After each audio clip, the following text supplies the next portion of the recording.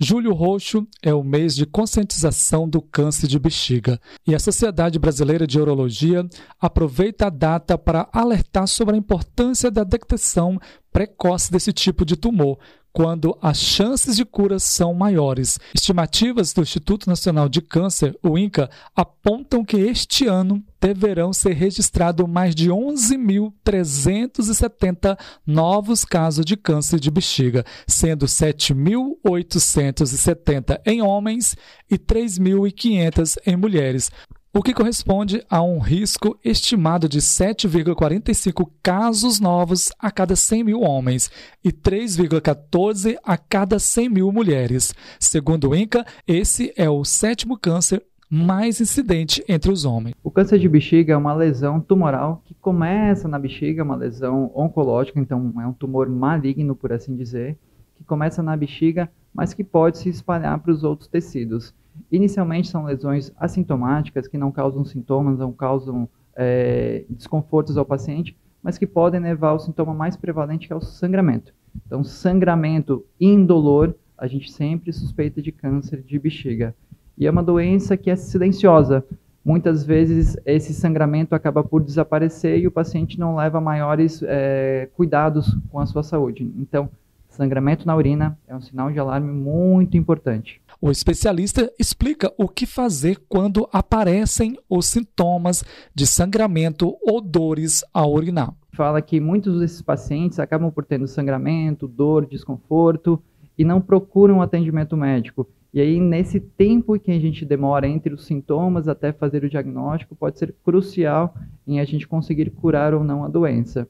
Então, apareceu sangramento, apareceu dor para fazer xixi, desconforto, procurar um médico urologista ou um médico para fazer um exame complementar. A gente fala que o exame de ultrassom, a tomografia, ela pode sim diagnosticar o câncer de bexiga, mas normalmente o exame que melhor diagnostica o câncer de bexiga é a cistoscopia, que é um exame parecido com a endoscopia, mas que ela identifica o tamanho, a localização e também é capaz de retirar biópsias para o diagnóstico de câncer de bexiga. O urologista Rudinei Bruneto destaca que o câncer de bexiga, quando diagnosticado no início, tem chance de cura. 75% das vezes os tumores são superficiais, e sendo eles superficiais, eles são curáveis através de tratamentos endoscópicos por dentro da bexiga. Mas, infelizmente, 1/4 das vezes, 25% das vezes, esses tumores são agressivos e já precisam de tratamentos mais agressivos, por assim dizer também. O médico também orienta sobre os fatores de risco que podem contribuir para o surgimento do câncer de bexiga. A gente precisa falar principalmente dos fatores de risco para o câncer de bexiga, porque é uma doença prevenível. Mais de 50% dos tumores de bexiga estão relacionados ao tabagismo.